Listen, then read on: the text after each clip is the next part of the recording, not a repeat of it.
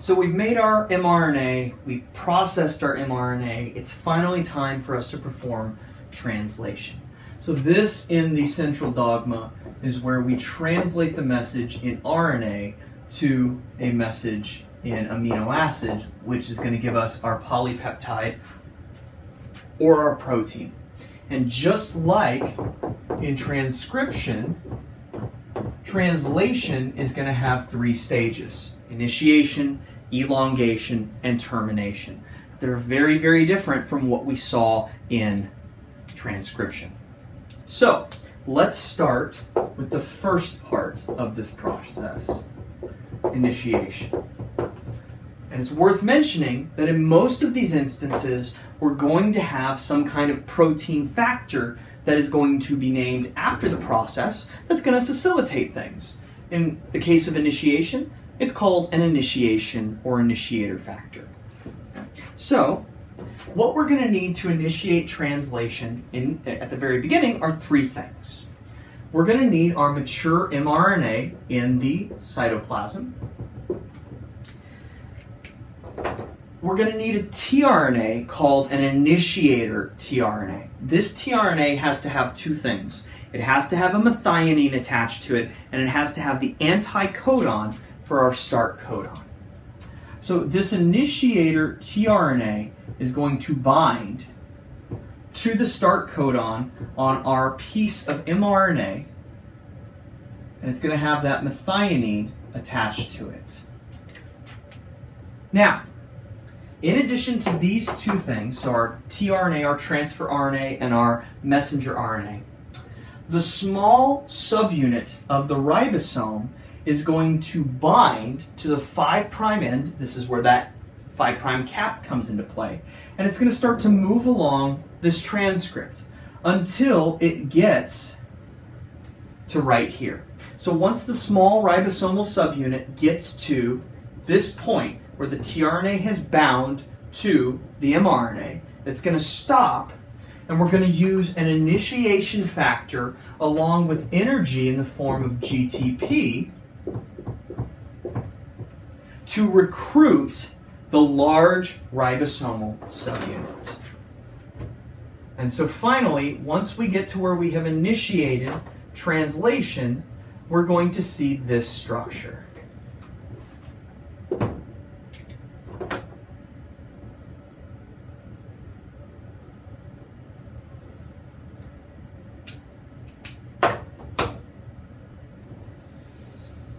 So here's the large ribosomal subunit, the small ribosomal subunit, and this tRNA, which is attached to that methionine, is going to currently occupy the P site of the large ribosomal subunit. And we call this the translational initiation complex. So to achieve it again, we needed the mRNA bound by our initiator tRNA, which had methionine attached to it, and we needed the small ribosomal subunit to reach this point.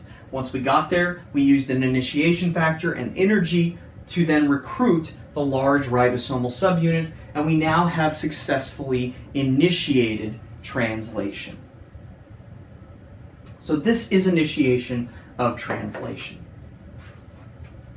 Once we've initiated translation, we're going to carry out the second stage of this process, which is called elongation. So here we're performing elongation. Now, this is going to be kind of hectic, so just bear with me here. I'm going to try and use what I can in terms of the space on the board. So let's go ahead and start initially with our ribosome. Again, we've got our mRNA that is being spooled through the ribosome. We're going to have our large ribosomal subunit.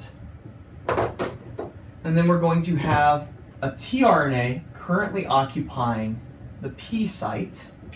Let me just label it P, signifying it's in that P site. And this tRNA is going to be bound to our current growing polypeptide chain. So there it is. There's the polypeptide attached to that tRNA, which is currently in the P site. So initially what's going to happen is a new tRNA with the appropriate anticodon to the codon that's here in the A site, and the appropriate amino acid, so let's draw that like this, is going to move in and occupy the A site. Now, only if this is the appropriate amino acid will we get stabilization. So this portion here is commonly referred to as codon recognition. And to stabilize this tRNA in the A site, we're also going to have to invest energy in the form of GTP. So once we stabilize that particular tRNA in the A site of the ribosome, everything's going to look like this.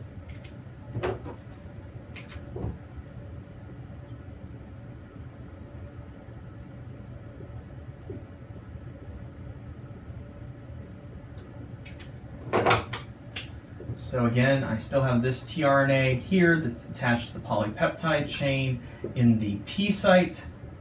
I have my new tRNA in the A site. So let me go ahead and label them, E, P, and A. Remember, tRNAs move first to A, then to P, then to E.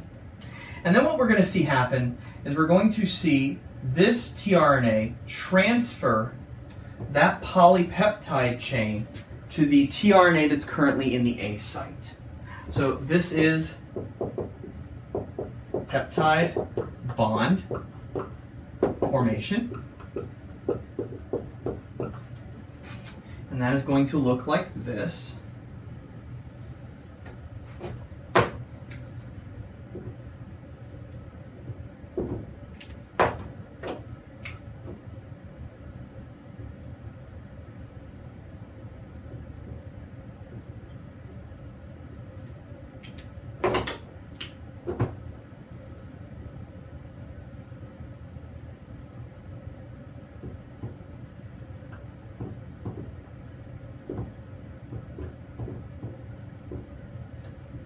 And you'll notice that now the tRNA that's currently in the P site is empty, while the tRNA that's in the A site has the polypeptide. So this tRNA needs to be in the P site, and this empty one needs to go to the E site to exit so that it can go back out and get recharged by aminoacyl tRNA synthetase so that ultimately it can come back whenever it's needed to move into the A site. So the next step is called translocation.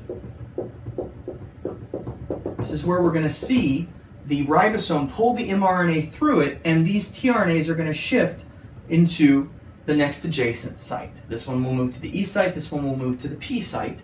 And to accomplish this, we're again going to have to use energy in the form of GTP. So when we do this, we're going to wind up getting this.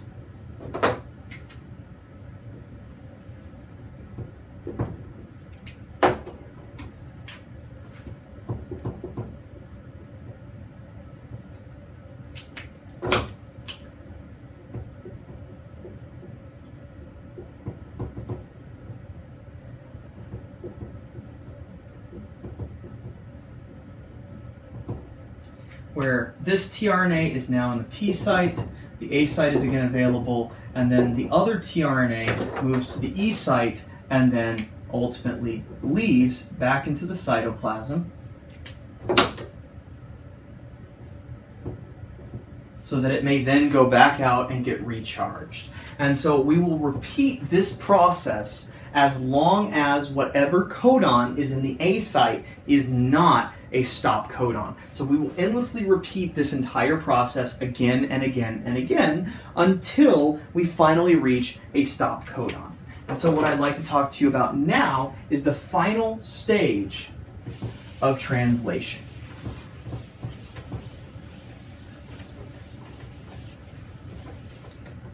And so the final stage of translation is called termination.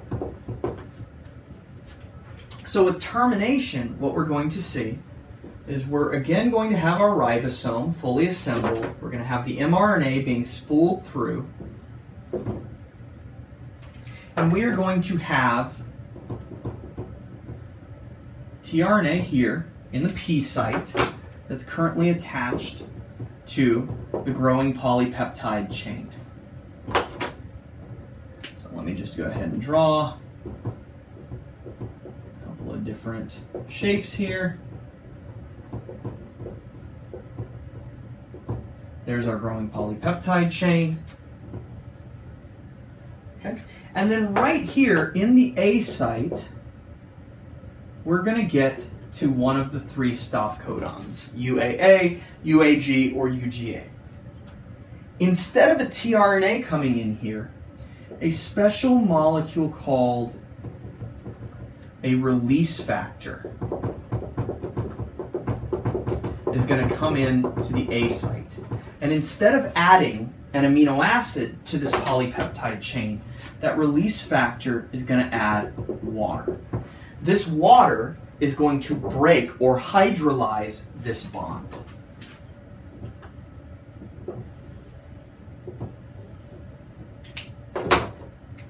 And so what you're going to see is the tRNA is going to leave and go back into the cytoplasm through the E site.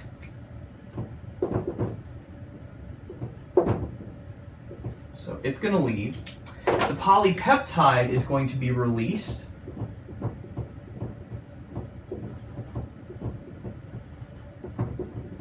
So it's now a free polypeptide. And all that's going to be left to do is disassemble this structure, which includes the mRNA, the large and small ribosomal subunits, and the release factor.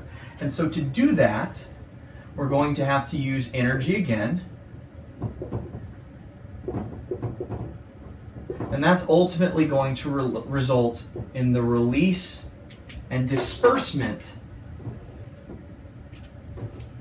of all of these molecules. The release factor, which is right here, the ribosome subunits, large and small, and the mRNA.